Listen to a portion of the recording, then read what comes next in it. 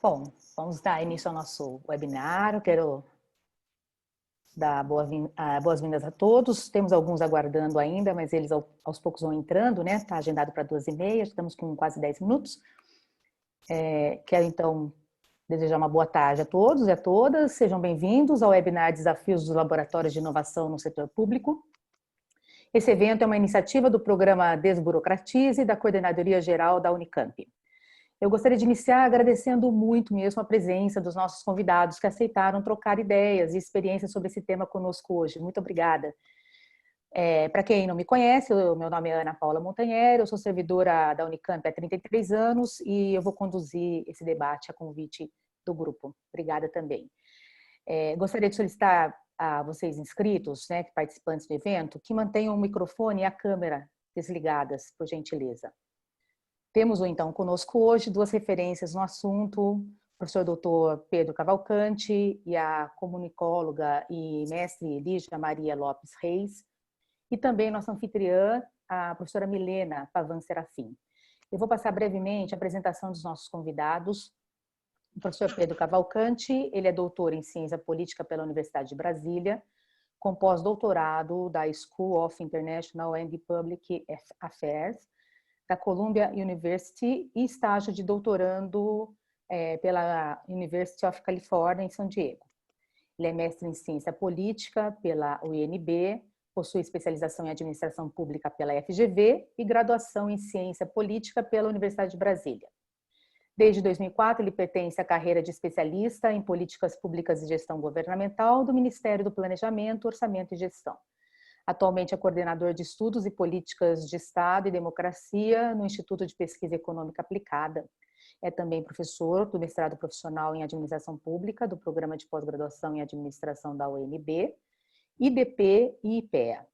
Professor colaborador de cursos de especialização da UNB e ENAP, assim como tem várias publicações, experiência na área de gestão pública e ciência política, atuando principalmente nos seguintes temas: inovação em governo, implementação de políticas públicas, avaliação e monitoramento, federalismo, sistema político e política social. Lígia Maria Lopes Reis é idealizadora e uma das fundadoras do Inova Escola. É comunicóloga e mestre em políticas regulatórias de comunicação pela Universidade de Brasília. É também especialista em gestão pública pela ENAP e em relações internacionais pela UNB. Exploradora de diferentes campos do conhecimento, pesquisa, liderança e inovação desde 2014 e, mais recentemente, tendências e futurismo. Possui quase 20 anos de experiência profissional, tendo atuado em áreas de comunicação, gestão estratégica e marketing. Conta com diferentes formações em instituições nacionais e internacionais, dentre as quais podemos citar a Columbia University, o Institute for the Future, a Fundação Dom Cabral. Ela também é servidora efetiva do Conselho Nacional do Ministério Público desde 2011. Nossa anfitriã, professora Milena Pavan Serafim, é doutora em Política Científica e Tecnológica pela Unicamp e professora do curso de Administração Pública da Faculdade de Ciências Aplicadas da Unicamp e atua também em programas de pós-graduação na universidade. Atualmente é assessora da Coordenadoria Geral da Unicamp. É pesquisadora do Laboratório de Estudos do Setor Público e Grupo de Análise de Políticas de Inovação. Tem experiência em planejamento, gestão, monitoramento e avaliação de políticas públicas, administração pública e gestão universitária. Bom, antes de iniciarmos o debate, a nossa conversa, é importante ressaltar que as manifestações expressas pelos integrantes do quadro da Unicamp e por convidados que participam do evento e transmissões online representam exclusivamente as opiniões de seus autores e não necessariamente a posição institucional da Unicamp. Reiteramos também que os convidados concordaram em participar desse evento de forma espontânea e que autorizaram o uso de sua imagem para essa transmissão, que ficará disponível posteriormente em mídia social. Antes de passar a palavra aos nossos palestrantes, quero dar alguns informes a você, participante. O programa Desburocratize completou 1 ano de sua implantação em 8 de agosto. Esse webinar, portanto, ele também tem um teor comemorativo. Nós queremos registrar esse momento, então eu gostaria de fazer um convite especial para você. Ao final, faremos uma foto e desde já convido você a participar desse registro histórico. No bate-papo, no chat, nós disponibilizamos o link para que você ateste sua presença no evento. E aqueles que se interessarem e que desejarem poderão solicitar a emissão de certificado de participação. Você pode, um outro aspecto é que você vai poder interagir conosco pelo bate-papo. Você pode encaminhar perguntas, comentários. Nós também abriremos, no final das apresentações dos nossos convidados, um espaço para essas perguntas. Você poderá se inscrever levantando a mãozinha aí, que é uma das ferramentas que o Zoom nos disponibiliza. Passo, então, agora, nesse momento, a palavra à nossa anfitriã, a professora Milena Serafim. Milena, por favor. Obrigada, Ana. Bom, boa tarde a todos e todas. É com muita alegria, né, que nós estamos aqui participando desse evento. E, bom, em nome aí da vice-reitora, da CGU, eu gostaria de iniciar agradecendo aí ao Pedro Cavalcante e à Lígia Lopes, né, por terem aceitado o convite, por estarem aqui conosco, né, nesse nosso primeiro webinar. Será o primeiro de alguns que faremos aí ao longo do segundo semestre. A Ana, como ela já colocou, né, esse momento de debate, um tema bastante importante, interessante, que é em relação aos desafios do Laboratório de Inovação do Setor Público, ele celebra aí um ano da existência do programa, né? Mais ou menos dia 8, se eu não me engano, foi dia 8 ou dia 9 de agosto do ano passado, estávamos num primeiro, vamos dizer, bate-papo, um momento ali ao mesmo tempo que era de início da nossa discussão sobre o que seria o próprio programa, também com uma palestra, né, que eu ministrei aí para vocês, um pouco traçando a trajetória do setor público, né, e destacando o processo de institucionalização das instituições públicas no Brasil. E logo depois a gente partiu, então, para estruturar as nossas atividades, iniciando com um curso, né? Me lembro que tinham 40 participantes, se não me engano, que estiveram conosco ali num processo de capacitação, uma metodologia chamada Design Thinking, parte de vocês vão se recordar. Essa metodologia ela não foi escolhida de forma a esmo, ou seja, porque era que estava disponível, mas porque é uma das metodologias que busca olhar a interface com o usuário, né, com o cidadão, e trazer por meio dos anseios que eles levantam vamos dizer assim, a orientação necessária para a nossa atividade, né? E o uso dela faz muito sentido quando a gente pensa em aproximar dois mundos dentro da universidade: o mundo acadêmico e o mundo administrativo. Acreditem se quiser, mas a gente tinha um leve abismo, né, um leve gap entre a conversa desses dois mundos, né? E partindo desse diagnóstico, então, a gente inicia, vamos dizer assim, um estreitamento desses laços. Eu chego ao final deste ano com um sentimento de que a gente hoje, particularmente na universidade, estamos fazendo história, né? Uma história humilde, obviamente, mas com muitos acertos. Passos pequenos, mas passos assertivos, no sentido de institucionalizar uma reflexão sobre a nossa própria ação, né? E é interessante de ressaltar isso, porque hoje a gente tem produtos, né? A gente visualiza exatamente as conquistas que em tão pouco tempo a gente conseguiu concretizar. E aqui eu vou destacar, para não ter nenhum erro de contagem ou de esquecimento da minha parte, vou destacar 3, né, que são frutos deste programa.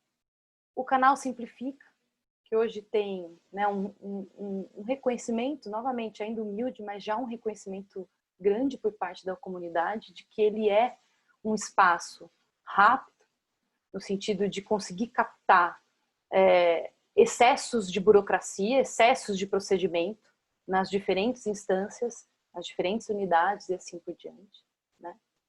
Nós temos 2 GTs, grupos de trabalho do programa Desburocratize, que já vem pautando nossas câmaras, que são importantes, tanto a CAD, a Câmara de Administração, quanto o próprio Conselho Universitário, com deliberações bastante importantes no sentido de agregar valor aí junto à comunidade, né?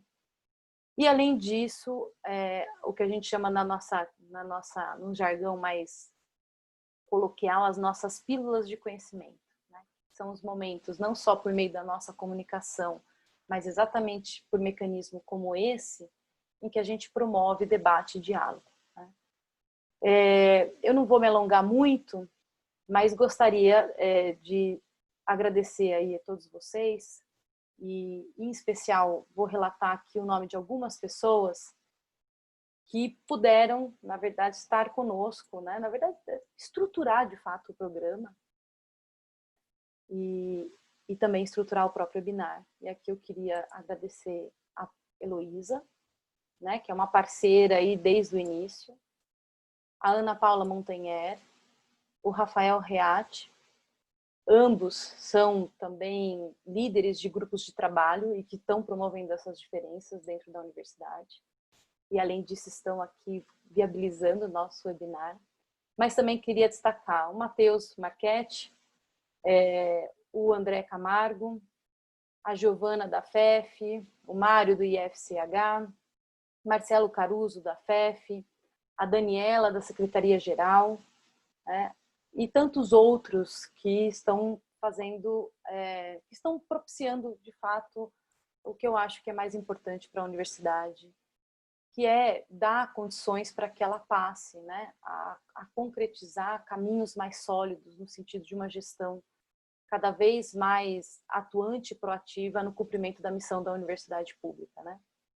Então, finalizo aqui novamente agradecendo aí ao Pedro, né, e à Lígia, que são pessoas escolhidas a dedo, aí sim a dedo, né? Nós fomos lá e reconhecemos o trabalho deles e que vão nos propiciar aí reflexões para que a gente consiga estruturar o nosso laboratório de inovações do setor público, que é fruto do próprio programa Desburocratize e que a partir de amanhã está sendo colocado aí na praça como um instrumento de transformação de fato.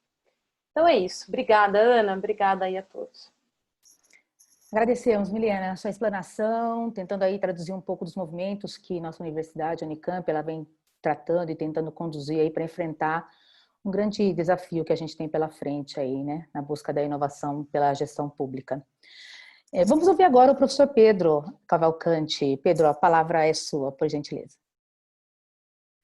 Boa tarde a todas e todos. Também agradecer aí o convite da Milena, né? Parabenizar vocês todos aí, todo mundo da equipe pelo webinar e principalmente pelo programa e desejar sucesso para o laboratório, né? Fico muito feliz de estar podendo participar desse momento histórico, né, de vocês. Né? Também impressionado com a quantidade de participantes, né? Eu ainda tenho dificuldade de me adaptar a essa era pandêmica virtual, porque eu sou hiperativo, sabe? Então, ficar sentado aqui durante 2 horas, tenho dado muita aula, que eu estou no consultório de psicanálise da minha sogra, que virou meu escritório, e assim, tenho dado muita aula e sofrido muito aqui com a falta de barulho e com a falta de gente, mas nós temos que nos adaptar, né? Temos que nos inovar nessa situação tão difícil que estamos vivendo, mas vai passar. Então, agradecer também a Luísa e a Rafael, e um prazer estar dividindo o webinar com a Ana Paula, né, que eu conheci há pouco, e com Lígia, que foi minha colega, né, de aventuras na inovação, e também tive o prazer de orientá-la também. Fico muito feliz de ela estar dividindo aqui o webinar comigo. Bem, a Heloísa me passou um pouco do feedback de vocês, assim, do nível de conhecimento, engajamento com o tema de inovação no setor público, né? Então, como um acadêmico do assunto, principalmente, embora eu já tenha atuado também como inovador no governo federal, mas nos últimos anos eu tenho me dedicado muito mais a estudar o assunto, né, a propagar e disseminar conhecimento sobre ele. Eu vou trazer um panorama do que é laboratório, um pouco da produção que a gente tem feito na rede de inovação do governo federal, mas sobretudo no IPEA. Então, eu vou compartilhar com vocês 2 links aqui no chat, que são os 2 últimos livros que eu organizei com colegas, né, com diversas pessoas, né, para que vocês, se vocês tiverem interesse, vocês podem avançar na pesquisa desses livros. Né? O primeiro é um livro lançado em 2017, né, que a gente se preocupou em analisar o que era inovação no setor público. Né? Na verdade, o projeto a gente começou em 2016, lançamos no fim de 2017, né? Mas o livro Inovação no Setor Público ele teve o objetivo de meio que posicionar a temática, né? Por que a gente está falando de inovação no setor público? Embora esse tema já tinha tem muito avanço em termos de iniciativa privada aí na esfera internacional, mas pouca internacionalização no Brasil. E aí meu segundo projeto foi justamente voltar para entender não o que é e por que a gente está discutindo inovação no setor público, mas como se faz inovação no setor público. Então, ao invés de pegar aquelas receitas de bolo que vêm da OCDE, de organismos multilaterais e de experiências bem-sucedidas em países, né, que eu costumo brincar, que tudo que você fizer vai dar certo, tipo Nova Zelândia, assim, tudo que fizer dá certo lá, e aí pegar aquela experiência e tentar aplicar aqui, ipsiliter, não vai dar certo. Isso aí a gente já sabe. Então, esse livro ele se propôs a entender um pouco como é que funciona a inovação na realidade do governo federal, né? Olhando do governo estadual e experiências do governo municipal, e tem quatro capítulos sobre laboratório de inovação. Mas todos os insights desse livro servem para entender um pouco como se inova na administração pública brasileira, ou pelo menos as suas barreiras, dificuldades, e como é que se deu esses processos.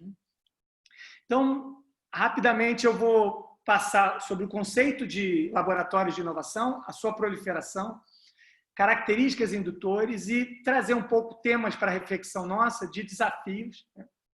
E se tiver tempo, esse último quarto ponto eu vou abordar os principais insights que a gente concluiu a partir das 20 casos, dos 20 cases de inovação do livro. Não é o foco principal, né? Agora, todas essas discussões de conceito, proliferação e características faz parte do resultado de um survey que a gente aplicou em 2018 para entender um pouco esse fenômeno de proliferação de laboratórios de inovação na administração pública brasileira. Então, está um pouquinho defasado, porque já faz 2 anos que a gente aplicou o survey, né? Mas os resultados ainda são interessantes, né? Principalmente para aquelas pessoas que querem ou que estão iniciando essa aventura de criar laboratório de inovação. Provavelmente a Lígia, na apresentação dela, vai trazer um pouco a experiência de fato de viver um laboratório, né? E aí eu acho que isso aí vai complementar um pouco esse meu olhar um pouco mais conceitual, digamos assim, dessa discussão. Então, o que seriam inovações, né? Perdão, o que seriam laboratórios ou iLabs ou fábrica de ideias? Tem vários termos, né? A terminologia é muito rica, né? Lá em Goiânia, eu tive lá no passado, no lançamento desse livro e na inauguração do laboratório deles, né? E eles lançaram o laboratório lá do governo estadual, chama Piqui Lab. Não sei se vocês conhecem, mas aquela fruta piqui, não sei se é fruta ou fruto, né? É bem típica do Goiás, né? Então, os nomes são muito criativos. Esse Piqui Lab eu acho que é o mais criativo que eu já vi. Mas tem vários nomes. Mas o que faz com que a gente identifique ou conceitue um laboratório, né, como de inovação, né? Então, ele não precisa estar formalmente instituído, mas ele tem que estar preocupado com o emprego de técnicas inovadoras, né, com o objetivo de melhorar processos, serviços, seja para dentro da instituição que ele faz parte, ou para fora, né, ou para prestação de serviço, ou para outras organizações, né? Existe uma tipologia que divide laboratórios em 2 tipos, né? Uma taxonomia. Os iLabs, ou seja, laboratórios internos às organizações, que me parece ser o caso de vocês aí no Unicamp, ou seja, laboratórios que se voltam, equipes ou unidades que se voltam para melhorar a gestão e a política pública da própria organização.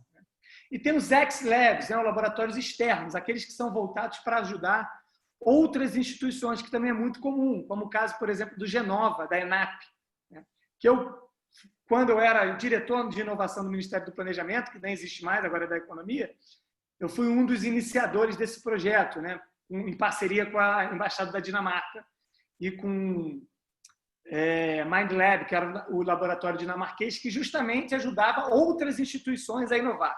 Então, você tem esses 2 tipos, né? Em linhas gerais, esses laboratórios, né, eles têm objetivos de quê? De prover, atuar em rede, né, formar, engajar equipes, etc., né, servir como incubadora, por isso que o nome laboratório serve para isso, para tentativa e erro, testar, errar. E o grande diferencial do laboratório de inovação é justamente o vínculo, ou não a dependência, mas a premissa de se utilizar metodologias inovadoras, né?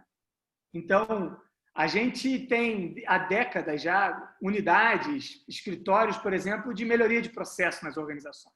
Né? Escritórios de melhoria de processo, né? Escritórios de projetos. Né? A grande diferença de laboratórios de inovação, e tem muitos laboratórios que vieram desse histórico, né? de ser unidades de projeto, é o fato de você estar incorporando novos métodos. Né? A Milena comentou agora do Design Thinking. Design Thinking, vocês vão ver que é o principal deles. Né? Mas existem outros métodos. Né? Então, a diferença principal é essa, né? Uma preocupação em apoiar áreas ou a própria organização ou áreas externas, mas com a aplicação desses métodos. No nosso, a gente teve 56 respondentes nesse survey, né? 37 a gente acreditou, a gente avaliou que de fato era, né? Laboratórios ou unidades de inovação, e aqui tem um crescimento muito rápido, principalmente de 2015 para cá. Né? Isso, inclusive, na literatura internacional tem um amplo debate sobre a proliferação de laboratórios. Né? E eu vou tocar nesse assunto como a preocupação original era proliferar, e eu acredito que no Brasil a gente ainda está nessa fase. Né? Eu vejo isso constantemente. Né? Semana que vem, daqui a 2 semanas, eu vou dar outro webinar para o pessoal lá do Paraná que estão criando novos laboratórios. Né? Então, a gente ainda está nesse processo de proliferação que nos países mais desenvolvidos já está em outra fase. Né? E eu vou tratar um pouco disso, que seria o desafio nosso a partir de agora. Né? E tem uma concentração muito grande na região Sudeste e Centro-Oeste. Né? Centro-Oeste por conta do governo federal e no Sudeste por conta do desenvolvimento, no Sul-Sudeste por conta do desenvolvimento da administração pública nesses estados mais desenvolvidos, né? Mais ricos. Foco principal é melhoria da efetividade, ou seja, da qualidade, da eficiência na prestação dos serviços ou das ações internas, né?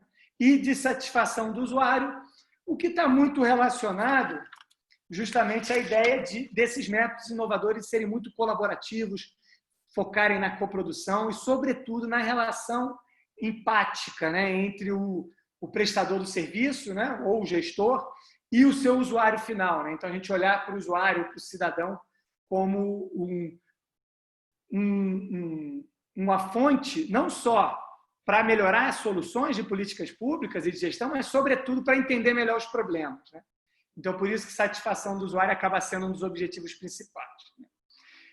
Quando a gente olha para as missões, né? A gente cria essa nuvem de palavras com relação à missão, a gente identifica termos muito comuns. Né? Aceleração, expandir, disseminar, fomentar, participação em rede, né? Cultura de inovação, empreendedorismo. Então, isso está muito alinhado com esse debate da literatura. E aí, partindo para a discussão de metodologia, né? A gente está querendo saber qual é o diferencial do iLab, como eles têm sido implementados. A gente quis saber também quais são as metodologias que eles vêm utilizando. Né? E o primeiro ponto é que não é uma pergunta excludente, né? Então a pessoa poderia responder várias delas, né? E o que identifica é que os laboratórios eles não restringem a uma única metodologia, né? Eles têm um rol de metodologias, o livro mostra muito isso, né? Essa é uma das conclusões do livro, né? Que as inovações elas nascem muito mais da combinação de métodos, né? Dentro de uma lógica de experimentalismo, de fato, do que propriamente uma vinculação a uma única metodologia, né? Como era a melhoria de processo, planejamento estratégico, etc., aqueles métodos mais antigos, mas que continuam sendo úteis também. Então, Design Thinking, metodologia ágil, né? Que é muito comum na área de TI, né? E ela é mesclada com Design Thinking, né? Por exemplo, num método muito comum que foi aplicado no Google, mas foi tem sido muito utilizado na administração pública, que é o Design Sprint, né? Que é justamente uma mistura de Design Thinking com métodos ágeis. Né? Inovação aberta, transformação digital. Então, todos esses estão abordados no livro. Tá? Para quem se interessar, vocês podem identificar esses exemplos e podem correr atrás. Né? Isso, há 4, 5 anos atrás, quando eu fazia palestra, quando eu começava minhas aulas, isso era grego para as pessoas.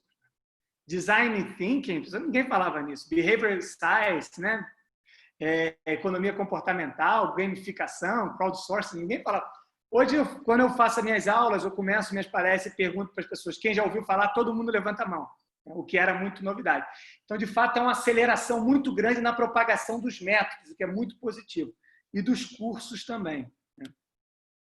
E aí, é um artigo que eu escrevi para um congresso ano passado, e acabei que nem publiquei ainda, né, mas que a gente enfatiza quais seriam os indutores. A gente quer saber o que fez com que as instituições, né, criassem seus laboratórios.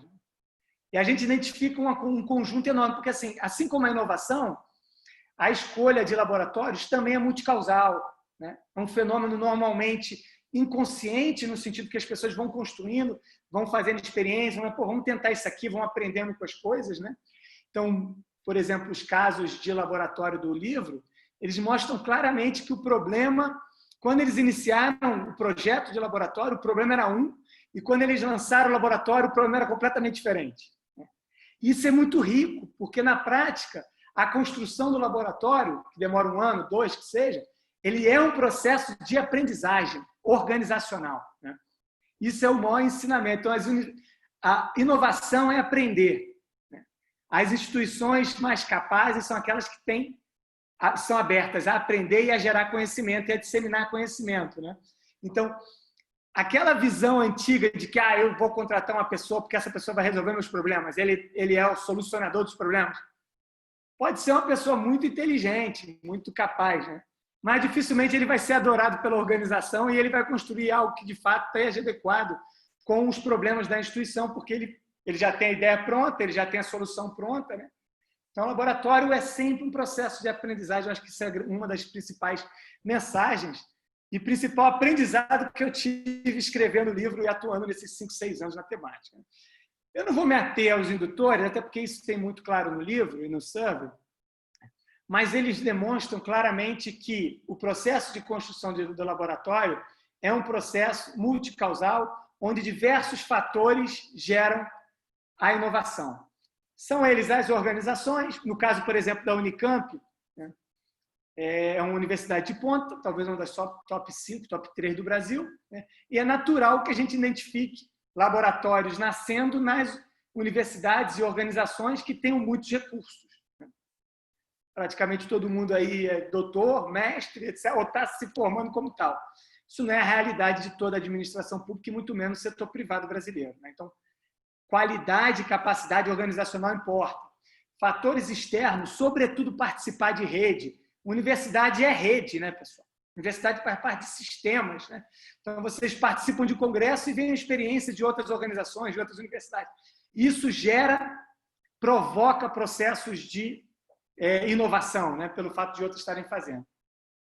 E também, algo que é muito interessante, que é o processo, isso é um dos insights principais do livro também, né? Os processos de inovação, seja da prática ou de laboratórios, eles nascem muito a partir da criatividade, do engajamento e de uma preocupação de fazer algo diferente por parte, sobretudo, do médio escalão, tá? E do baixo escalão no sentido positivo, que é aquela pessoa que bota a mão na massa, né? Os implementadores da política, né? O que estão provendo a política pública de fato, né?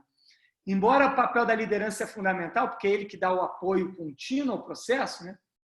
Sem o incessante, persistente atuação de nós, burocratas mesmo, né? Os processos tendem a se esvair, né? Perder continuidade. Enquanto que nós que mantemos a perenidade e a institucionalidade dessas ideias e, consequentemente, da implementação, né? Não vale, não custa lembrar, né?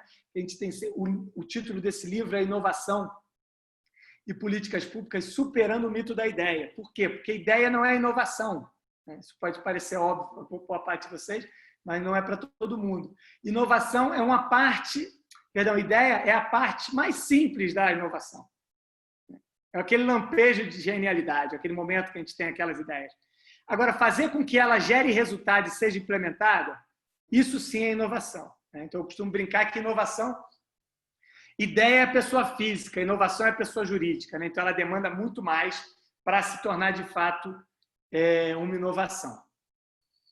Aí a gente identifica também algumas barreiras. Eu estou com quanto tempo, hein, Ana? Eu me perdi aqui no tempo. Como é que está meu tempo?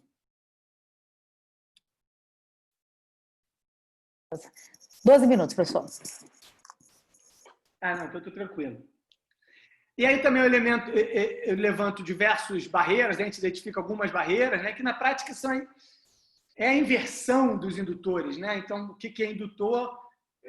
Quando tem pouco indutor é porque se torna uma barreira. Então, aversão à mudança, poucos recursos, né? Estrutura muito hierarquizada, etc.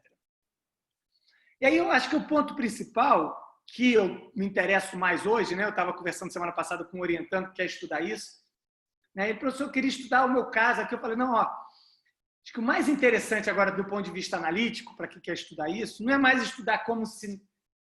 Lógico que é muito importante saber como se constituiu e etc. os laboratórios, mas mais interessante agora que eu acho é tentar entender que resultados os laboratórios estão gerando. Porque, assim, todo mundo sabe que laboratório é legal, é cool, é fashion, né? É engajador, é maneiro e tal, tal, tal. Agora, a partir de agora, ele tem que mostrar quais resultados ele tem gerado, para que ele se mantenha no tempo e ganhe legitimidade, ganhe replicabilidade, etc. Né? Então, do ponto de vista analítico, né, como objeto de estudo, eu acho que a etapa seguinte dessa agenda de pesquisa é justamente avaliar os resultados e impactos do laboratório. Além de juntar a galera toda, fazer encontros legais, fazer aquela brainstorm, né? Post-it para tudo que é lado, todo mundo se abraçando, né? Agora não pode nem mais fazer isso, né? Mas antigamente era muito comum e tal, né? Aqueles happy hours legal, divertido, que também não está podendo mais, mas daqui a pouco volta. Né? Além disso, que resultado que ele tem gerado? E aí, a partir dos resultados, dos impactos gerados, que a gente vai melhorar o desempenho dos laboratórios e vai fazer com que a inovação, de fato, se torne algo inerente à cultura organizacional. Por que isso é interessante, pessoal? Lá nos países escandinavos, principalmente, que há 15, 20 anos começaram com essa onda, né, eles já estão em outra etapa. Eles estão, não destruindo, mas eles estão extinguindo os laboratórios. Né? Enquanto a gente está 10 anos atrás, agora proliferando, um pouquinho atrasado, como sempre, eles já estão destruindo, não, né? Extinguindo. Por quê? Porque eles já tiveram o seu propósito alcançado, que é disseminar os métodos e a cultura de inovação nas organizações. Então, você não precisa mais de um laboratório para ficar disseminando design thinking, todo mundo já sabe fazer. Né? Todo mundo já entendeu o tentativa e erro, coprodução, inovação aberta, etc. Então, já estão em outra etapa, que eu ainda não sei qual é, mas já vai descobrir com as publicações. Assim que o Covid acabar, a gente vai voltar a estudar isso, porque agora só estuda Covid, né, pessoal? Só estuda essa questão, né? Infelizmente. Né? Agora, do ponto de vista prático, e aí mais um insight, né? Quais seriam os desafios para os laboratórios e os de vocês aí que vai começar, né? Ou para aqueles que querem construir? Primeiro é manter a chama acesa, tá, pessoal? Projetos de inovação têm médio e longo prazo. Tá? Então, dificilmente uma inovação é implementada em 2, 3 meses. Ela demora às vezes 1 ano, 2, 3. Né? Então, você tem que manter as equipes animadas. Né? Você tem que manter o apoio da liderança. Né? A liderança é sempre aquela que normalmente você fala de inovação, vai dizer que é legal, mas contanto que você não dê trabalho para ele. Ele pode se engajar, tem líderes pró-inovação? Tem, mas assim, você tem que ter menos trabalho e mostrar mais resultado. Então, um ponto principal, né, o ensinamento principal, isso aí da literatura internacional e brasileira também, e da prática, né, é que é fundamental mostrar resultado e impacto, mesmo que eles sejam pequenos. Tá? É a ideia das microentregas. Ah, não, você não criou um sistema que revolucionou a participação da comunidade acadêmica na proposição de novas ideias para a Unicamp. Não, ainda não chegamos lá. Mas olha só o desenho desse programa. Olha só quantas pessoas estão participando do processo. Então, você vai entregando pequenas entregas, pequenos produtos, de modo que as pessoas se sentem envolvidas, sentem que está evoluindo, e os líderes falam, não, mantém porque está dando certo. Tá? Isso aí é uma boa dica. Né? O segundo, o propósito do laboratório não é só incubar inovações, é principalmente ensinar e disseminar métodos inovadores. Então, o laboratório de vocês chega num departamento, ajuda eles a entender, por exemplo, aqui no governo federal, o laboratório da ENAP, ele não tem a pretensão de ser especialista em política de saúde, porque na saúde tem milhares de pessoas que são especialistas no assunto, mas eles com métodos, diversas metodologias, design thinking, ágil, etc., eles vão lá e ajudam a eles entenderem os problemas e construir soluções sobre diferentes óticas, tá? Com diferentes ferramentas metodológicas inovadoras, né? De modo que depois eles não precisam mais ir no Ministério da Saúde, porque eles já estão familiarizados com essas práticas, né? Então, assim, eu acho que pensar como vocês vão propagar esses métodos nas organizações. E ter sempre em mente, né, os 3 pilares da inovação, na minha opinião, né? Que é a experimentação, tentativa e erro, aceitar o erro, entender que o erro faz parte do processo, né? Fazer com que o erro seja compartilhado e não mais replicado, né? Isso depende muito de gestão do conhecimento, pessoal. Por que gestão do conhecimento? Porque a gente tem uma cultura, eu não gosto muito desse termo assim genérico, né? Mas a gente tem um costume, digamos assim, na administração pública brasileira, e que eu acredito que é no mundo inteiro, de sempre valorizar o sucesso. Então, se deu certo aí na Unicamp, Milena vai lá, junta a equipe, né, Milena? Escreve a iniciativa e vai concorrer a prêmios. Pô, deu certo, vamos apresentar em congressos internacionais, etc. Porque deu certo, a gente tem que cacarejar. E eu, como acadêmico, acho que a nossa função é cacarejar muito, né? Porque senão ninguém acha que a gente não faz nada, né? O povo acha que a gente não faz nada. Mas, quando dá errado, a gente fala assim, não, esquece isso e vamos começar de novo, ou então esquece isso, né? Não reporta. E por que reportar o erro é mais importante do que reportar o sucesso? Porque se você reporta o erro, ninguém repete, né? Ou pelo menos as pessoas têm menos propensão a repetir. Então você tende a diminuir retrabalho, né?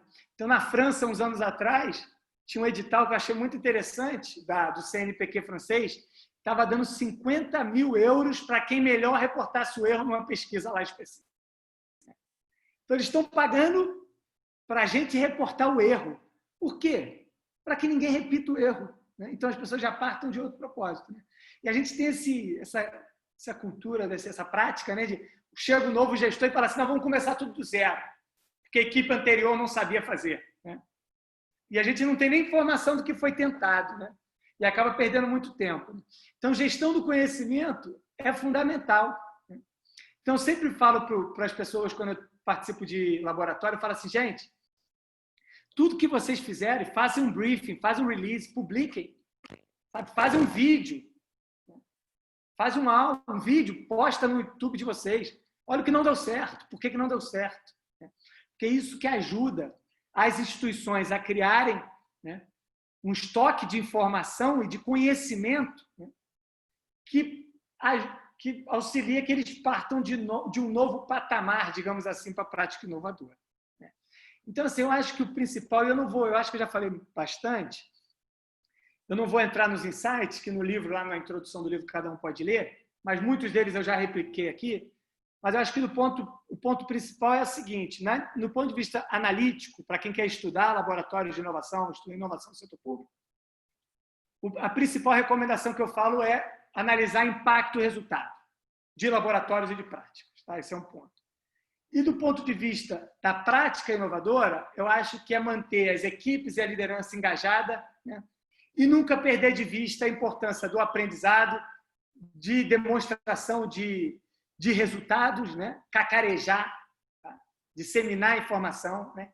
E propagar conhecimento. Eu acho que esses são os principais desafios que parecem simples, né?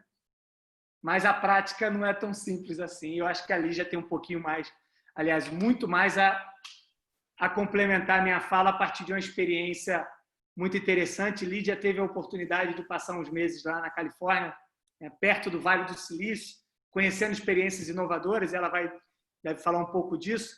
E quando eu orientava ela, eu ficava morrendo de inveja dela, né? Eu já morei na Califórnia, sei tanto que a Califórnia é legal, né? E eu ficava morrendo de inveja, e ela mandava uma mensagem e falava assim, pô, doido para estar lá, para estar vivenciando essa experiência. Então, a gente pode ouvir um pouco da Lígia, esse hands-on, né? Essa experiência mão na massa. Mais uma vez, obrigado a vocês. E os insights, tá, pessoal? Está aqui na minha apresentação. Eu vou mandar a apresentação depois para a Milena e para a Ana Paula, para ela compartilhar com quem quiser, mas estão todos eles bem escritos e discutidos no livro. Obrigado mais uma vez. Puxa, Pedro, agradecemos demais aí pela sua aula, né? Ela nos brindou com várias coisas aí para o nosso debate interno, trouxe uma riqueza aí de conceitos, metodologias.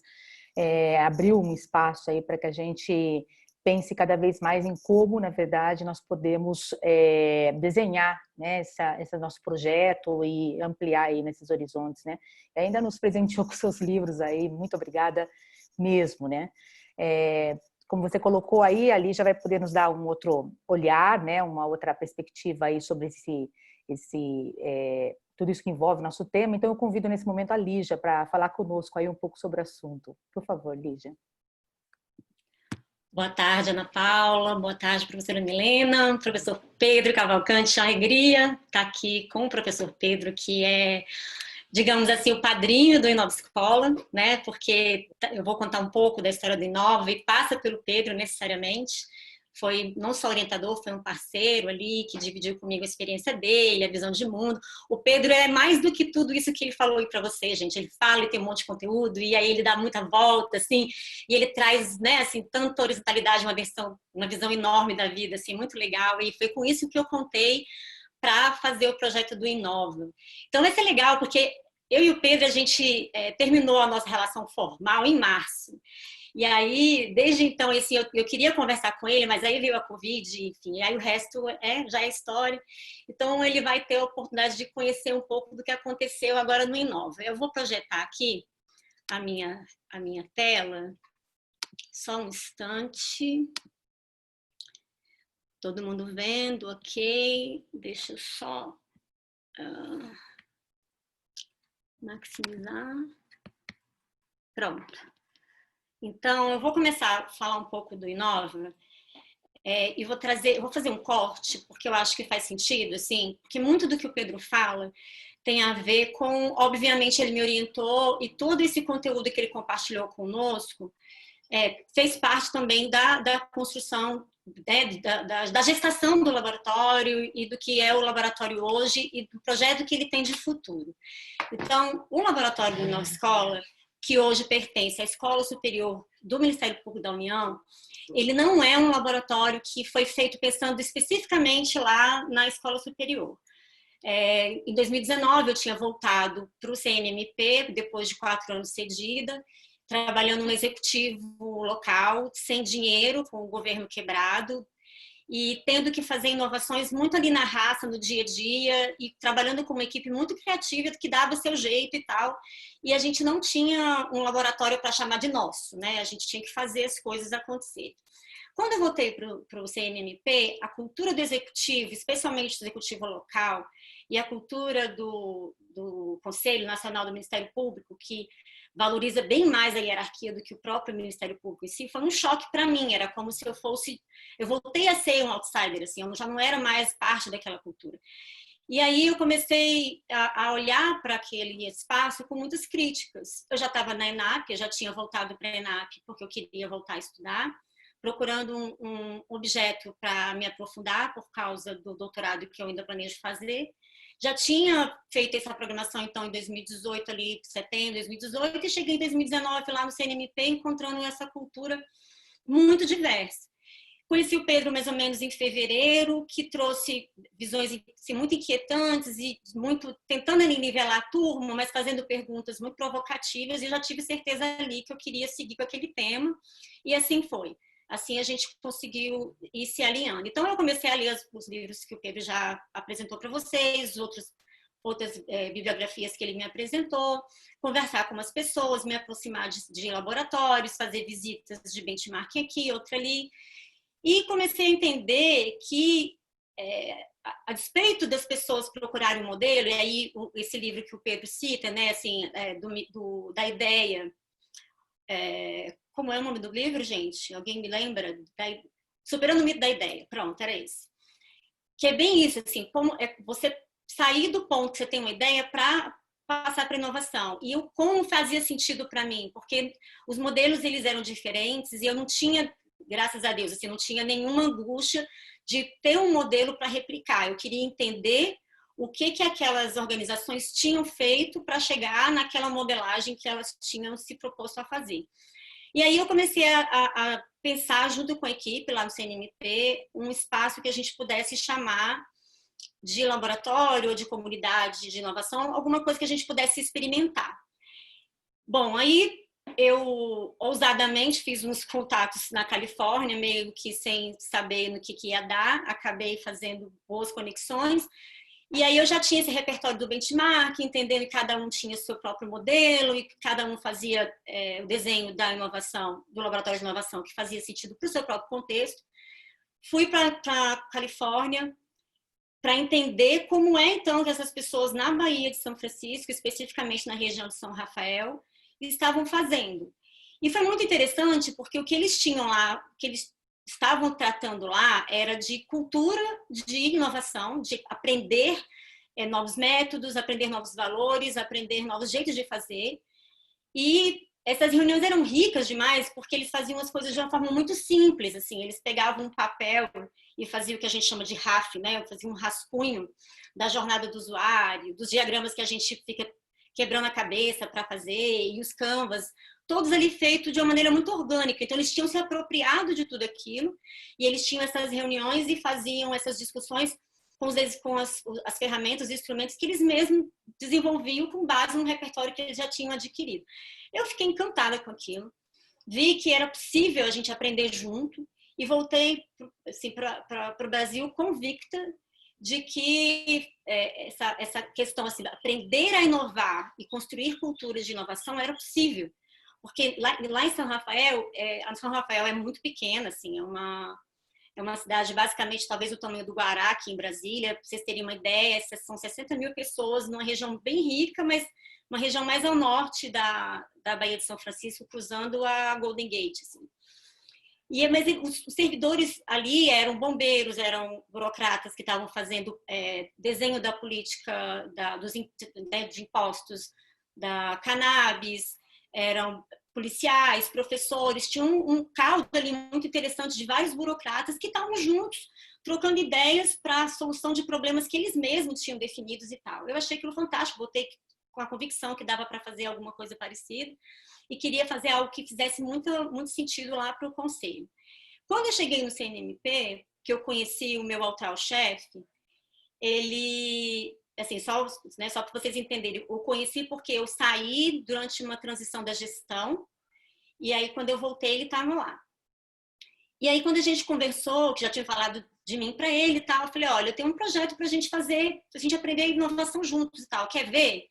E já estava construindo isso com o Pedro, peguei ali mais ou menos um rascunho do que eu tinha, mandei para ele, ele falou, olha, isso aqui é muito legal, mas eu acho que a gente pode levar isso aqui para a escola, porque acho que a escola é o espaço para as pessoas aprenderem inovação. Isso que você traz da gente se apropriar dos instrumentos, se apropriar dessas práticas e fazer uma discussão, inclusive num espaço em que não tenha... que as pessoas possam colocar as suas opiniões de forma livre, né? Assim, que a crítica vem não para enquadrar, mas para provocar e para desconstruir, eu acho que o espaço é lá. Cheguei na escola dia 27 de fevereiro desse ano, então o que vocês vão ver aqui é um projeto assim, de um bebê que foi gestado ao longo de um ano com esse contexto todo aí que eu tentei trazer para vocês assim de forma bastante rápida, mas com os elementos que eu acho que são importantes, assim, que teve para mim muita pesquisa, muita leitura, muita escuta de experiências e assim um total descompromisso em encontrar um modelo perfeito. Eu não tinha nada disso na minha cabeça, eu queria buscar algo que fizesse sentido, assim.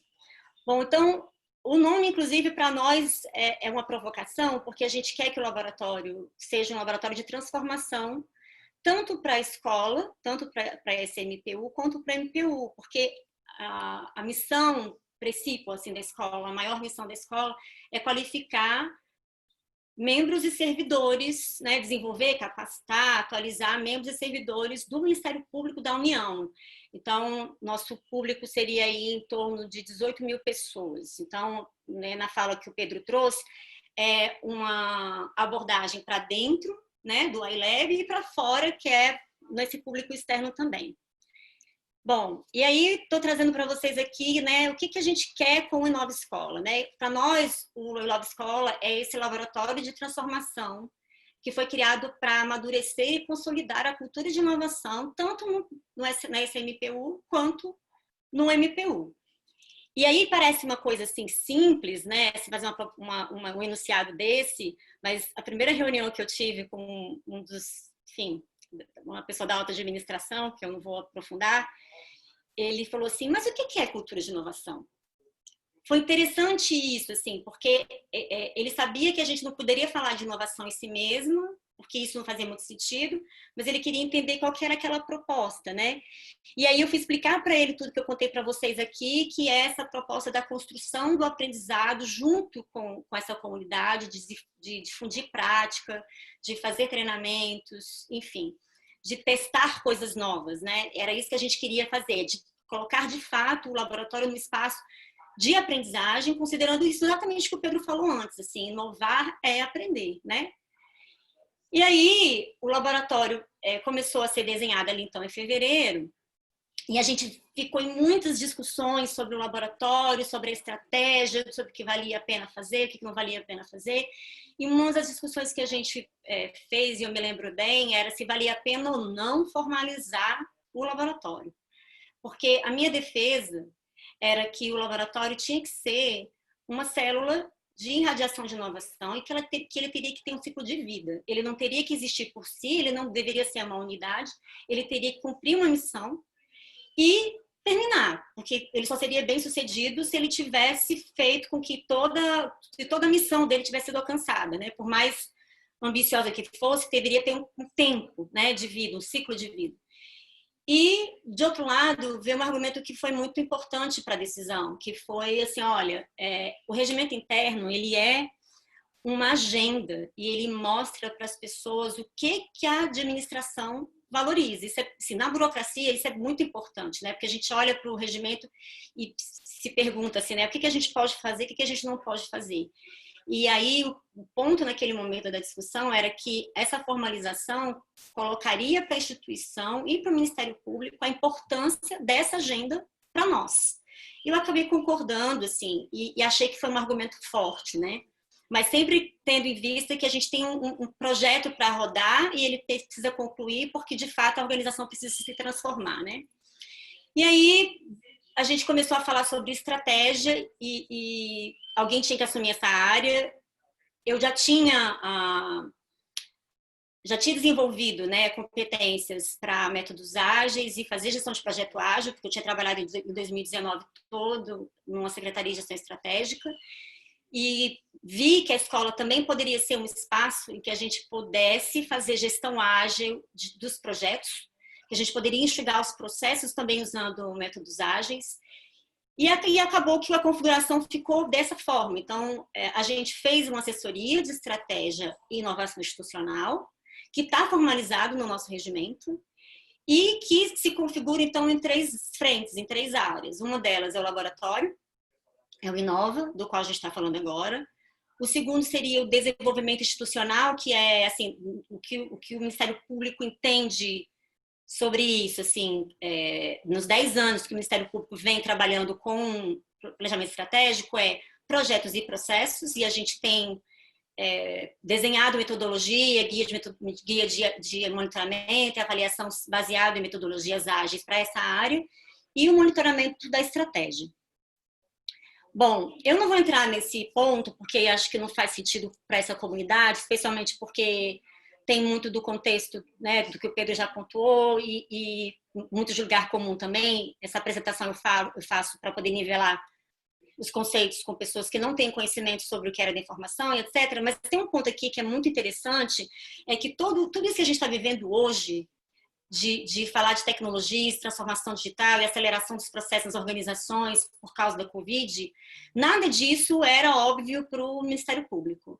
Falar de problemas complexos hoje para o Ministério Público é basicamente ouvir, não, a gente põe um robô para resolver isso e está tudo certo. Então, assim, tem um distanciamento grande, assim, um descolamento da instituição com o que está acontecendo hoje na nossa sociedade e dessa atuação mesmo, assim, de atuação que eu falo ministerial, constitucional do próprio Ministério Público para satisfazer e para atender a sociedade hoje. Então, tem coisas ali acontecendo que estão dissonantes, elas não estão acompanhando o mesmo passo, né?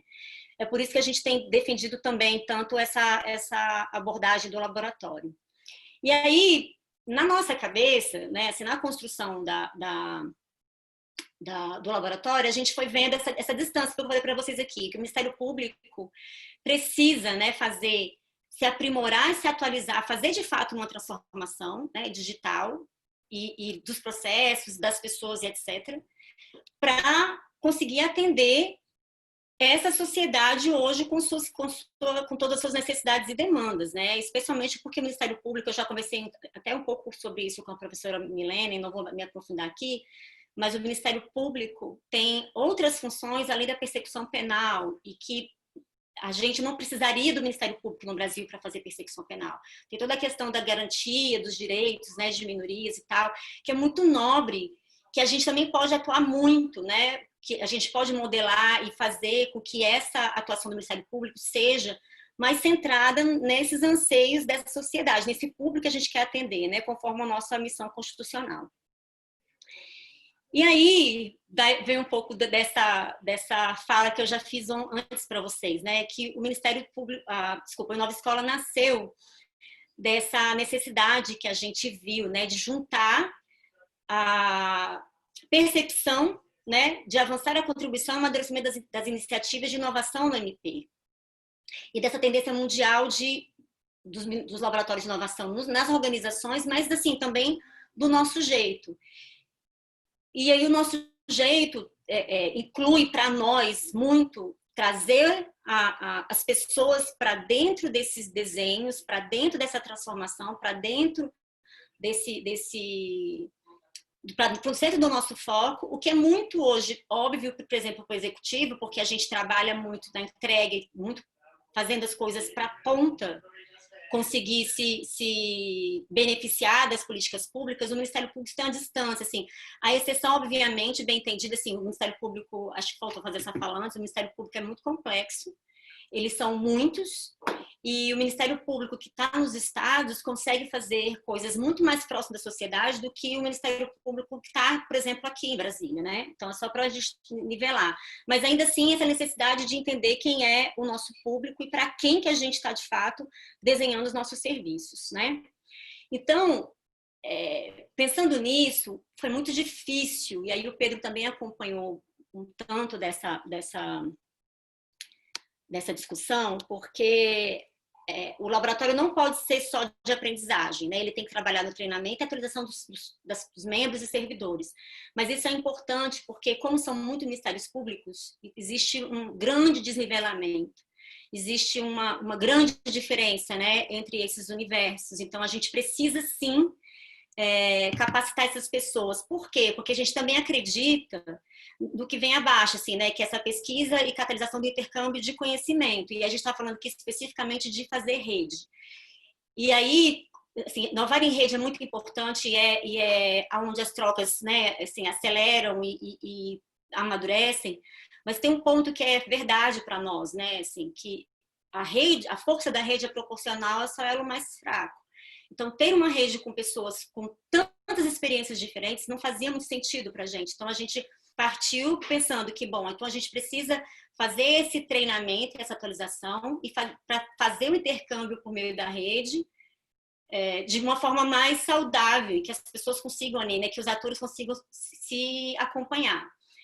E aí a gente pensa em fazer esse ano, ainda não, vou mostrar um pouco para vocês o que a gente está fazendo esse ano, mas a gente pensa em fazer para 2021, apoiar e desenvolver esses modelos e soluções colaborativas, inclusive fazendo experimentações, podendo testar de fato. É isso que a gente espera fazer para 2021, mas a gente está meio que numa fase assim, de estrutura, né? Eu tenho chamado muito de fase estruturante, que é colocar essas bases para a gente saber fazer as coisas juntos, né? Em vez de impor também soluções, sei lá, a solução Pernambuco é muito, muito avançada em inovação aberta, por exemplo. Tem como impor, colocar para o MP brasileiro a solução do MP Pernambuco? Obviamente que não, assim, eles têm um contrato muito legal, muito bem desenhado, de 5,5 milhões para fazer, para testar, para acelerar, para incubar. Então, a gente nem todo mundo consegue fazer isso, então a gente precisa entender quais são essas diferenças e até para poder fazer os testes no futuro, que a gente espera fazer experimentação no laboratório em 2021. Bom, Aqui são as nossas frentes de atuação, né? Já falei um pouco, então, assim, tem essa coisa que a gente tem feito, que é prospectar, a gente também tem tentado buscar formas de experimentar, que entra no nosso planejamento do próximo ano. A formação de redes, né, que passa aí, a difusão de soluções passa pela formação de redes, e a gestão do conhecimento, assim, pela obviedade, né? Se é preciso fazer gestão do conhecimento dentro do laboratório, quem dirá dentro de uma escola, né? É muito importante para nós, né? Inclusive porque a gente tem também a missão de servir como referência, né, para o Ministério Público, o MPU e para outros MPs com quem a gente tem convênio. Bom, aqui um pouco da nossa missão, que é promover e fomentar e disseminar a cultura de inovação, né? E nossa visão para o MP, para o MPU, né, é ser reconhecido como um hub de desenvolvimento, integração e aperfeiçoamento das funções, né, do MPU. Esses daqui são um pouco dos nossos valores, que tem a ver, tem muito aqui, obviamente, quem conhece Design Thinking sabe que tem muito do Design Thinking aqui também, mas tem muito de agilidade, né, essa coisa da cooperação, de horizontalizar as relações, né, de colaborar, de agregar valor, é muito da agilidade, assim, são duas coisas que para nós foram se confundindo, é por isso faz tanto sentido ter a estratégia e a inovação estratégica, né, juntos. Bom, eu poderia falar, assim, à tarde, gente, sobre quais são, assim, nossos incentivos, né, as nossas barreiras para a inovação, mas eu, assim, o Pedro naquele slide, quase que eu levanto a minha mãozinha aqui, Ana Paula, assim, né, querendo falar, fazer comentários, assim, porque tinha tudo a ver com o que a gente viveu, mas aqui eu vou falar mais, eu vou me aprofundar um pouco mais na nossa própria realidade, porque a gente viu claramente, assim, né, que o patrocínio à liderança fez toda a diferença para nós, inclusive foi a liderança que abraçou o projeto, foi a liderança que vendeu o projeto para o diretor, né, para o presidente da escola, foi a liderança que esteve ali quando a gente quis fazer as discussões sobre o regimento, que tomou as decisões, se a gente formalizaria ou não, qual que era a discussão que a gente queria ter, qual que era a força da agenda que precisaria estar presente, estar na mesa naquele momento. Foi muito importante isso. A gente viu que estar numa escola, como eu pontuei antes, era uma oportunidade muito preciosa, né? De cultivar novos valores. Então, ali a gente poderia errar, ali a gente poderia fazer pequenas entregas e avaliar e fazer incrementações e voltar atrás e desconstruir a ideia uns dos outros. Assim. Se a gente não puder fazer isso numa escola, né, vai fazer aonde? Né? Assim, se a gente não puder fazer isso numa universidade, vai fazer aonde? E a gente viu que esse é o grande, talvez para mim é o ponto mais forte da gente estar hoje na SMPU, que é esse contexto favorável, né, para a discussão das nossas inquietações. Tudo que a gente fala, a gente repensa e a gente fala, assim, é muito doido, assim, as reuniões são sempre muito juntas e as pessoas falam ao mesmo tempo, talvez porque quisesse também um espaço para expor suas ideias. Então, eu vejo claramente que existe uma necessidade de fala grande, de intercâmbio, de envolver uns aos outros, tem sido uma experiência muito rica. Ficou claro para mim que o movimento que a gente tem feito de transformação por causa da Covid, toda a aceleração que a gente tem vivido, transformou a própria escola num laboratório. Isso está nítido para mim. E não por outro motivo, senão porque o laboratório veio antes, e veio sendo discutido e gestado com as equipes e tal, e agora toda a escola virou esse grande laboratório, né? Assim, a grande transformação é de todas as pessoas hoje da escola. Bom, quais são as nossas principais barreiras? O excesso de formalismo, para falar de burocracia, pode parecer redundante, mas não é. As instâncias de aprovação no Ministério Público são muito, muito longas. Não sei se vocês conhecem muito bem como é que funcionam essas camadas, né, de hierarquias, mas assim, vou tentar dar um exemplo claro como funciona lá no CNMP. No CNMP tem os servidores e os membros e os terceirizados. Então, os terceirizados ficam num nível, os servidores ficam em outro nível, mas tem os técnicos e os analistas. Aí vem os membros, tem os membros auxiliares, que eles não são os conselheiros que estão previstos na Constituição, então ele tem outras funções, eles não são o último ponto de decisão. Tem os conselheiros que decidem nas questões temáticas de suas atuações, e para alguns pontos, para algumas decisões, tem o próprio PGR, se não o secretário-geral. Assim. Então, você imagina o que é o PGR fazendo decisão sobre qual será a nossa abordagem de inovação dentro do Conselho Nacional, assim, com a agenda que ele tem, né?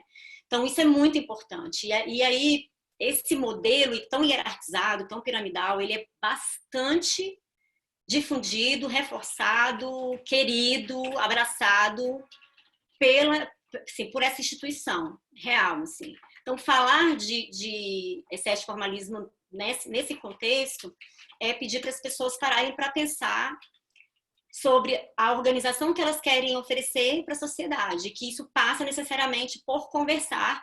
Por exemplo, área meia e área fim, que é uma discussão que eu tenho sempre, assim, mas isso a gente tem que focar na área fim. Eu falei assim, mas como é que a gente foca na área fim sem envolver a área meia?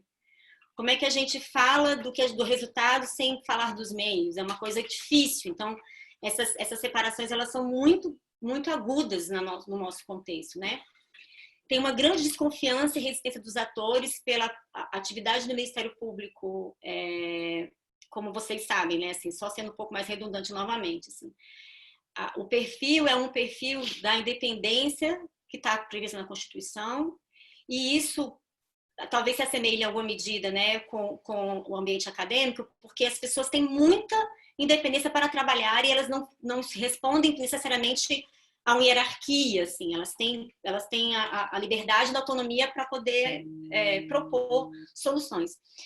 Só que isso cria um sombreamento, cria concorrências de iniciativas, e aí, porque a gente não conversa sobre o que a gente está fazendo, a gente tem desconfiança sobre o que os outros estão fazendo. Então, e quando a gente chega para propor, para tentar desconstruir essa desconfiança, a gente enfrenta um monte de resistências, assim. E aí eu tenho dito que a resiliência é o maior atributo que eu posso carregar hoje na disseminação desse projeto, né, que está rodando hoje. Porque quando eu enfrento perguntas, algumas bastante inteligentes e outras não nem tanto, porque já escutei assim, já aconteceu assim, mas o que é inovação para você? Quando eu começo a conversar, né? E aí, de onde você tirou esse projeto? Quando eu falo de São Rafael, por exemplo, e nunca foi uma proposta imitar São Rafael, mas inovação lá no Vale do Silício não tem nada a ver com o que a gente está fazendo aqui.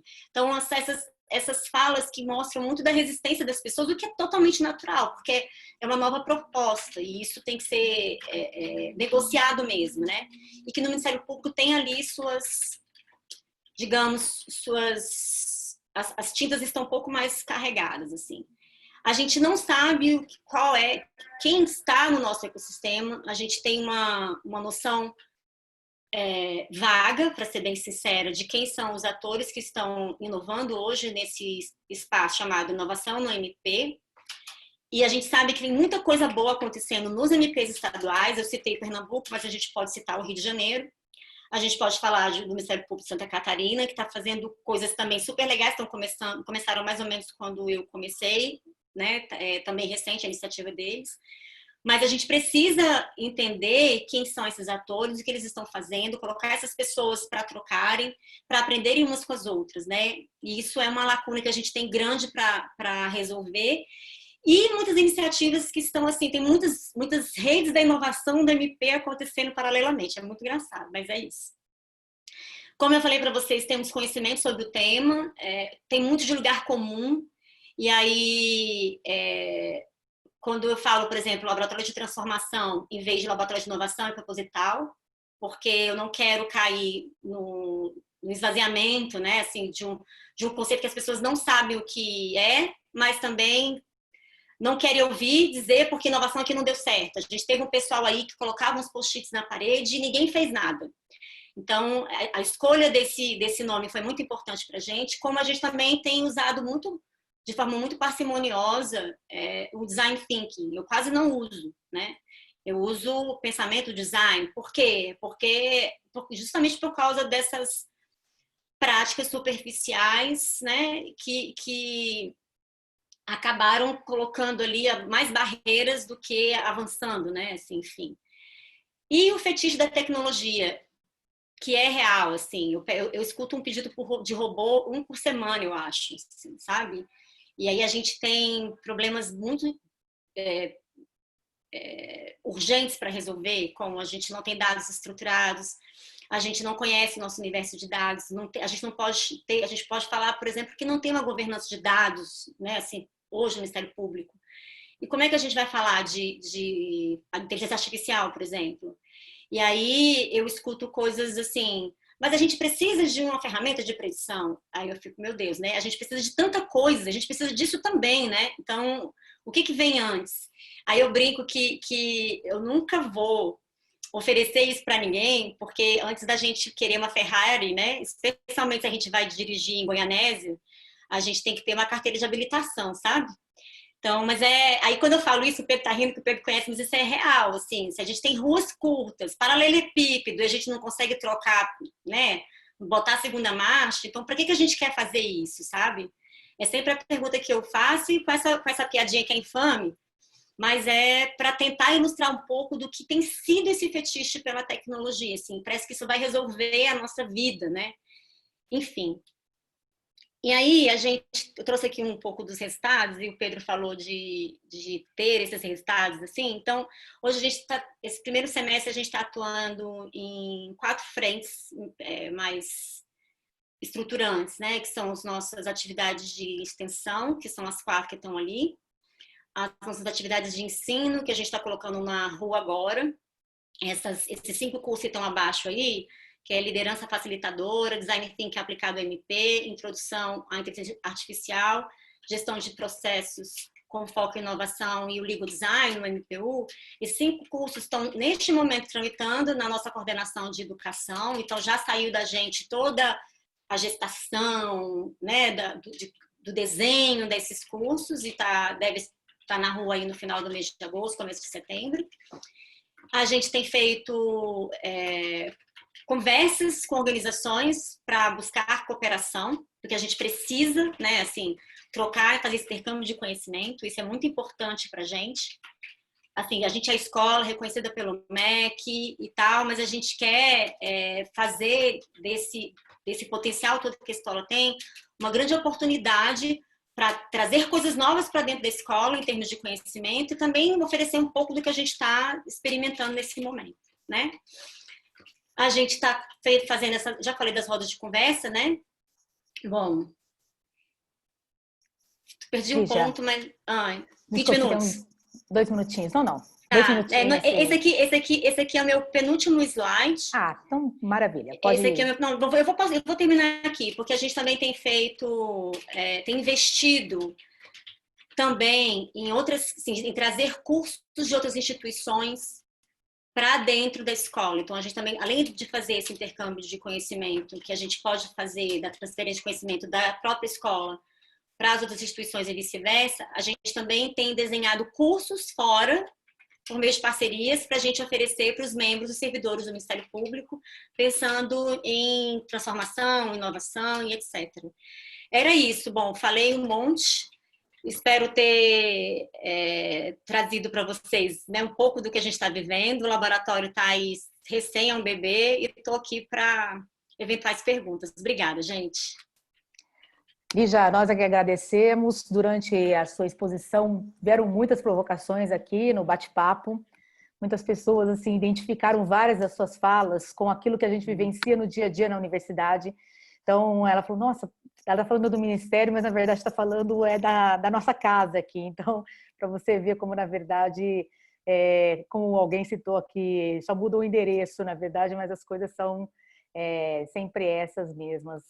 A gente acaba enfrentando dessa mesma forma, né? Eu agradeço mais uma vez essa chuva de conhecimentos que você trouxe, Lígia. Uma fala muito clara, abordou muitas questões que são também, como eu disse, parte do nosso dia a dia na Unicamp, né? Muito obrigada mesmo. Eu quero reforçar que o link para testar presença está disponível no bate-papo. Peço que acessem, por gentileza, testem sua presença e respondam lá caso você queira o certificado ou não. Bom, e queria abrir nesse momento a possibilidade das pessoas, então, fazerem seus questionamentos, suas perguntas. Eu vou partindo de algumas provocações que vieram dentro do bate-papo ali. na Unicamp nós temos pessoas muito motivadas, né? Não só pessoas, mas às vezes assim um grupo de pessoas que são muito motivadas a questão da mudança, de um novo olhar, de estar aberto, por exemplo, para olhar para o seu processo, para o seu dia a dia, para aquilo que se realiza e buscar formas de melhorar isso, também tendo uma visão para quem nós atendemos, né? Na universidade, enfim, essa interação que a gente tem. Mas muitas pessoas ainda existe ainda uma cultura muito sedimentada de que nós sempre fizemos assim, deu tudo certo, e por que nós vamos mudar? Então, são muito refratários a essa coisa da inovação, essa coisa da mudança, né? Como que a gente pode, na verdade, porque assim, muitos também se sentem protegidos ali por aquela burocracia, por aquele dia a dia, então fica naquela zona de conforto, vamos usar o jargão aí, né? Mas como é que a gente pode, na verdade, assim, modificar isso? Ou seja, existe o papel do patrocinador, vocês colocaram muito bem isso, né, da importância do patrocínio sobre os processos. Existe a questão, na verdade, um processo de comunicação, ele é um aliado, mas como que a gente pensa, sabe, nesse sistema? Como a gente pensa, na verdade, nisso? Só antes, eu vou passar a palavra para você, Lígia, primeiro, mas assim, eu queria dizer que se alguém quiser fazer uma pergunta diretamente, é só usar a mãozinha aí do Zoom para poder requerer a palavra, tá bom? Lígia, pode começar. Professor Pedro também, por favor, sente-se à vontade aí para abordar um pouco da sua experiência aí dentro desse tema, por gentileza.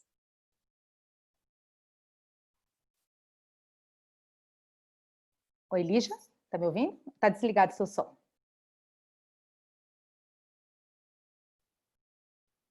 Professor Pedro?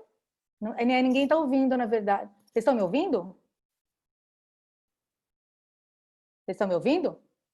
Meu áudio? Agora deu. É porque eu estava sem permissão do anfitrião para falar. Também, Pedro, para você? Não. Nossa. Desculpe, falha minha aqui, gente. Tá tudo bem, Rafa. Ana Paula, deixa eu ver se eu me entendi. Você está falando, então, como é que a gente faz a comunicação com esse patrocinador para conseguir dirimindo essas barreiras, é isso? Isso, e quebrando essas barreiras e trazendo mais pessoas para essa importância dessa forma de se construir algo novo, né? Olha, eu comecei isso aqui com você antes da gente entrar, né? Para falar que eu converso com todo mundo, né? Eu faço amizade de infância na fila da padaria. Não faço mais porque não pode, né? Mas eu tenho muito clara a ideia de que você precisa ter uma clareza mesmo do que você está implementando, conversar com as pessoas, e esse ponto que o Pedro trouxe na fala dele sobre ir mostrando os resultados faz toda a diferença para mim. Assim, eu tenho despachos rotineiros com o chefe e mostro esses nossos pequenos avanços para que a gente consiga, para que ele tenha clareza de que a gente está pavimentando uma estrada e que os resultados, mesmo os pequenos, têm sua importância porque eles estruturam um caminho para os outros, né, que virão, sabe? Então, isso para mim é ter clareza do que a gente está fazendo e ir implementando aos poucos e ir mostrando os resultados aos poucos é um processo de convencimento também, na minha percepção. Perfeito. Professor Pedro, algum comentário adicional sobre o assunto ou um pouco da sua experiência aí? Tem que autorizar você? Você não está me ouvindo? Acho que ele está ouvindo, mas ele tem que fazer... Pronto, acho que agora conseguiu, professor. Agora foi. Agora foi. Estava aqui numa tecnologia. É bom que exercita. Olha só, assim, bem boa pergunta, eu acho que esse é um ponto central e é muito recorrente essa discussão. Assim, na minha experiência pessoal, né, nesses anos todos de administração pública, e vendo essa discussão, é natural que nem todo mundo vai engajar, né? Nem todo mundo vai entrar. Eu acho que é importante ter essa expectativa. Você não vai conseguir tornar toda a equipe, ainda mais em universidades, em alguns públicos onde você tem... E não tem nada a ver com idade. Isso aqui é mais interessante, não tem nada a ver com idade. Tem gente que já entra no serviço público sem querer fazer diferente, né? E tem gente que está há 20, 30 anos e quer mudar e quer fazer. Assim, eu acho que é sempre balancear um pouco as expectativas e tentar sempre trazer o servidor para o seu lado. Como é que se faz isso? Isso serve tanto para a política de gestão interna, de melhoria de processo, quanto para a política para fora, né? Ou ações para fora. É envolvendo as pessoas, né, na compreensão do próprio problema. Porque eu costumo usar muito exercícios e usar métodos para fazer com que os meus alunos, né, se coloquem no lugar do outro. E assim, é muito difícil, isso é um exercício, empatia é algo que a gente costuma, agora virou moda, né? Mas fazer é muito difícil. E aí eu tenho um método que eu sempre começo nas minhas aulas aplicadas, que é a jornada do usuário, né? Que é o indivíduo fazer um mapeamento de um serviço que ele usufruiu ou que ele trabalha sob a ótica do usuário, né? Você vai retratando lá, contando a historinha do seu serviço, né? E nós, gestores ou servidores, de modo geral, o que é muito comum é que a pessoa vai conversando, vai contando a história, na metade, por fim, ela já vai dando solução de um problema que ela não vivencia, mas que ela já tem a resposta, né? Então, a gente é planejado, a gente é formado para dar respostas, né? E tem vários estudos que mostram, por exemplo, os alunos de business nos Estados Unidos, ou de public administration nos Estados Unidos também, eles são os piores em trabalhos de cocriação e coprodução. Por quê? Porque eles acham que eles já têm a solução de um problema que, às vezes, eles nunca vivenciaram, né? Isso, pessoal, na administração pública vai desde uma pessoa responsável pelo protocolo para carimbar lá alguma coisa, etc., mais simples, o estagiário, até o ministro, né? Quando o ministro acha que sabe qual o problema de um trabalhador de rua, por exemplo, de um morador de rua, né? Ele nunca parou para pensar como é que vive essa situação, essa pessoa, né? O mesmo se aplica dentro das organizações. Então, eu acho que uma forma de você romper barreiras e engajar, não todos, mas aqueles que importam, que estão interessados em fazer, é tentar trazer eles para o lado de vocês e dar escuta. Dar voz, perdão, né? Fazer escuta. Porque isso aí é uma forma de você, de fato, alinhar expectativas e interesses, né? E gerar proatividade. Excelente, professor. Muito bom. Obrigada aos dois. Eu vou passar a palavra ao Gesiel, que quer fazer uma pergunta para vocês. Gesiel, por favor. Pode ligar seu som, Gesiel. E só a câmera também, por gentileza. Só um minutinho. Olá, boa tarde. Sou o Gesiel. Eu trabalho num dos órgãos da Unicamp, né, da Administração Central. E a minha pergunta é mais direcionada para o Pedro. Durante a fala dele, que eu fui acompanhando, ele disse que a chefia, normalmente, ela não quer que você dê trabalho para ela, né? Você tem que ser aquela pessoa que faz, que propõe coisas, já chega com a solução, mas sem que isso demande da chefia ter que fazer algumas coisas. Porém, a minha pergunta é como se manter motivado num ambiente onde a gente tem várias influências internas e externas, né? Algumas coisas externas que nos impactam dentro da universidade, e também dentro da universidade temos algumas questões também que impactam no nosso trabalho no dia a dia. Então, por exemplo, uma chefia que você leva algumas soluções, leva algumas inovações, ela talvez por medo de você estar tentando derrubar ou, sei lá, tentando se aparecer, ela acaba tolindo você, assim, no sentido de, não mexe com isso, deixa assim mesmo, assim que funciona. Então, como que a gente consegue se manter motivado, né? Algumas dicas para a gente se manter motivado diante desse cenário, tanto externo, que a gente não tem muita influência, mas principalmente o interno ali. Excelente pergunta, Gisele. Obrigado. Assim, esse aí é meio que a resposta é tipo $1 milhão, né? Se souber manter a motivação porque normalmente a gente... Por que eu falo que o chefe não é o padrão, né? Mas assim, é natural que no caso aqui do governo federal, que é a minha experiência, mas a universidade eu imagino também que tem várias atribuições, né? Um conjunto de pressões e atribuições e restrições também, né? Eles estão ocupados com diversas coisas. Eles têm que dar respostas, eles têm que dar transparência, têm diversas funções, né? Então, quando você adiciona uma nova ideia, alguma coisa, uma nova mudança, né? É natural do ser humano ficar um pouco receoso, né? Isso vai me dar mais trabalho? Eu falo isso porque isso acontece comigo. que estou na inovação, já fui diretor, já fui coordenador geral, etc. Sempre que eu venho com as ideias assim. Então, assim, o grande desafio do servidor e do empreendedor é ser persistente, né? E conseguir vender e construir um apoio, né? Porque é um processo de construção. Né? Eu costumo brincar, por isso que eu reforço a questão de ideia não é inovação. Né? Às vezes a gente passa o fim de semana, eu costumo brincar com meus alunos, quando eu vou dar exemplo de construção de ideias, às vezes a gente passa o final de semana pensando, pô, como é que eu resolvo aquele problema lá na minha universidade, no meu departamento, né? Aí tu chega na segunda-feira, encontra o chefe no corredor e fala, aí, olha a ideia que eu tive. Aí o cara tá sem tempo, porque normalmente o chefe tem menos tempo, ele fala assim, faz o seguinte, me manda um e-mail, ele acabou com a tua ideia. Né? Ele mandou você escrever no e-mail. Nenhuma ideia fica legal no e-mail, né? Então, assim, é natural que eles tenham outra atribuição. A grande sacada que me parece que vem acontecendo é porque a gente é persistente, sabe? A gente é burocrata, a gente é persistente. A gente quer mudar, né? A gente quer alterar. E é interessante porque essa valorização do empreendedor público, Gisele, quando eu escrevi o primeiro livro, no final, na conclusão, eu discuto quais são os componentes da cultura de inovação. E eu falo diversos aspectos, gestão do conhecimento, tentativa e erro, espaço de aprendizagem e tal, coprodução.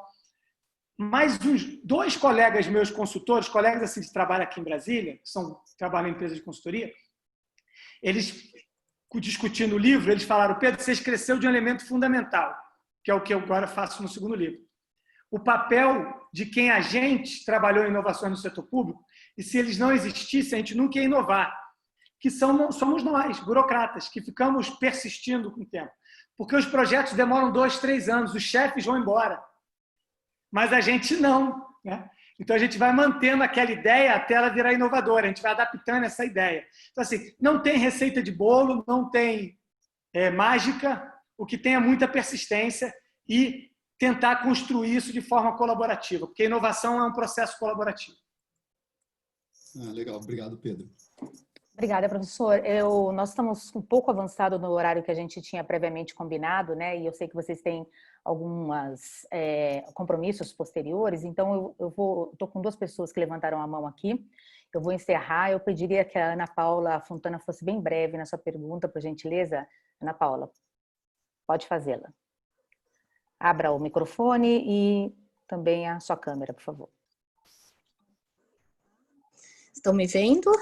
Sim. Paula, eu trabalho na Unicamp, sempre trabalhei diretamente com o público. Então, eu me considero que eu trabalho na linha de frente, no sentido de atender alguns dos públicos principais da universidade, né? E a minha dúvida é que, assim, muitas vezes, em alguns órgãos da Unicamp, em um dos órgãos que eu trabalhei especificamente, não vou citar nomes, mas me refiro a esse, nós sabíamos dos problemas, nós identificávamos os problemas, levávamos projetos, levávamos ideias para chefias, para as lideranças de como resolver esses problemas, ou pelo menos minimizar, sabendo que isso iria impactar no público atendido, e muitas vezes não éramos ouvidos. Essas ideias não eram nem consideradas. Então, a minha pergunta seria para os palestrantes, que sugestões eles dariam para também incentivar com que as chefias se tornassem mais abertas e ouvissem quem está na linha de frente, porque muitas vezes as chefias elas têm outras atribuições, mas elas ficam numa sala fechada, nem sempre elas têm contato direto com o público final, né? Então, como é que eles sugeririam que as chefias também fossem tocadas e entrassem nesse processo de inovação? É isso, obrigada. Vou passar para a Lígia essa, Lígia. Isso, Eu ia sugerir para a gente começar por Eu ia passar para você, Pedro, porque o Pedro respondeu isso antes, né? Porque basicamente, para mim, é essa mesma construção, esse alinhamento que você tem que fazer, sabe, Ana Paula, com as chefias que eu pontuei e essa construção com seus colegas que tem que ser feito no dia a dia, assim.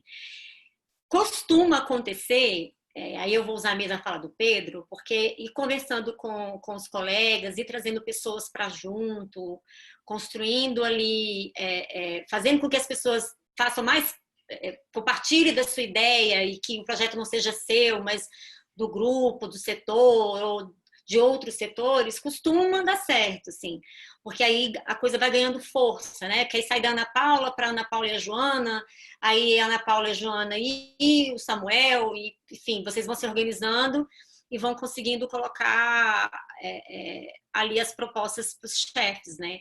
Isso deu certo comigo lá no CNMP, sabe? Assim, estou falando muito da minha experiência mesmo, porque quando eu cheguei lá, a agenda da inovação estava bloqueada, tinha sido tirado, as iniciativas do plano de gestão com recursos tinham sido bloqueadas, tinham sido congelados, e quando eu cheguei falando disso, era basicamente uma conversa proibida. Aí eu descobri quem estava frustrado com esse bloqueio, e fui conversar com essas pessoas e falei assim, vamos conversar com o chefe? Não, mas ele não quer. Eu falei, mas vamos conversar com o chefe. Eu não sei que ele não quer, eu cheguei agora, ninguém, né, assim, me ajuda, quais são as questões dele e tal.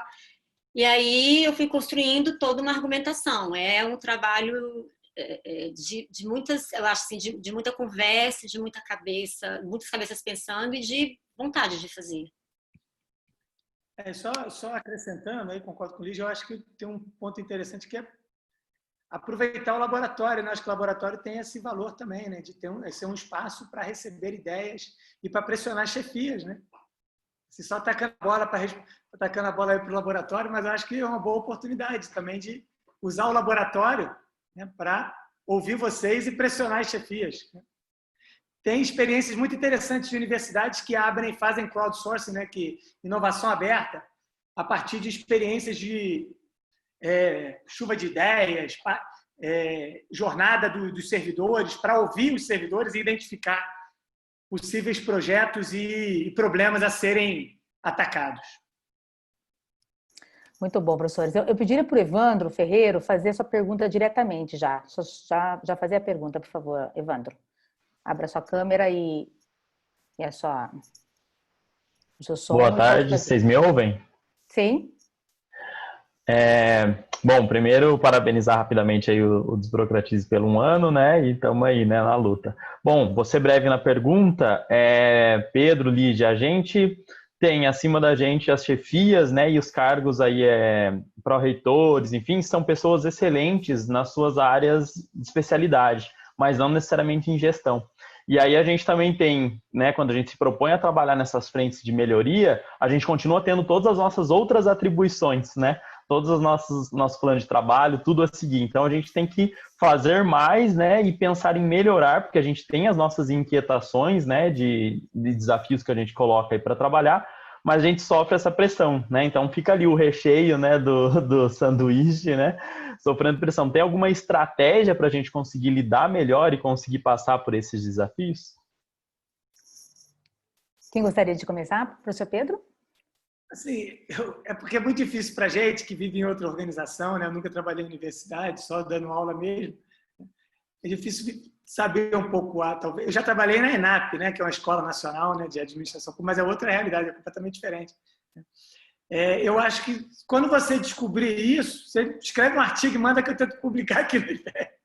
Brincadeira, mas eu acho que é um desafio constante, sabe? Então, é mesmo um processo de construção coletiva, um trabalho de formiguinha e tal, que requer muito engajamento e proatividade de nós servidores.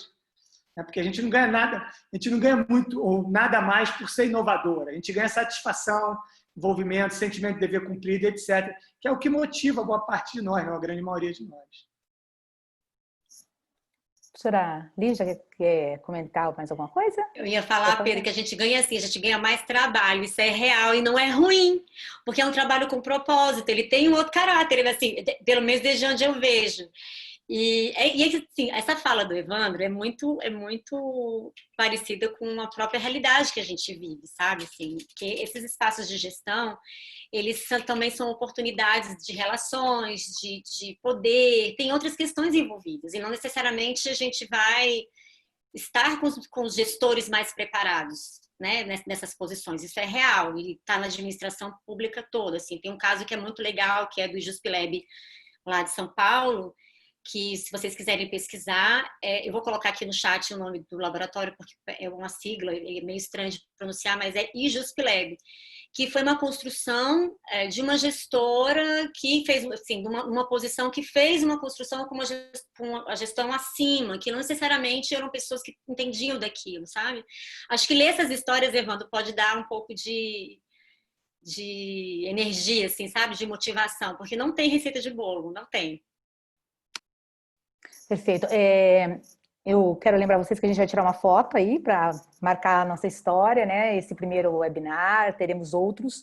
Já convido vocês, participantes, para as nossas próximas iniciativas, né, sobre o assunto. O assunto é muito extenso, muito rico. Nós ficaríamos, como a Lígia falou, a tarde inteira falando e não venceríamos, né, esse assunto. Tem muita coisa aqui no bate-papo, muitos comentários e muitas informações e perguntas também, né, que foram colocadas, mas a gente está com um tempo já um pouquinho avançado. Eu queria, na verdade, tocar uma questão importante, que nós temos na Unicamp agora, um canal chamado Simplifica, né?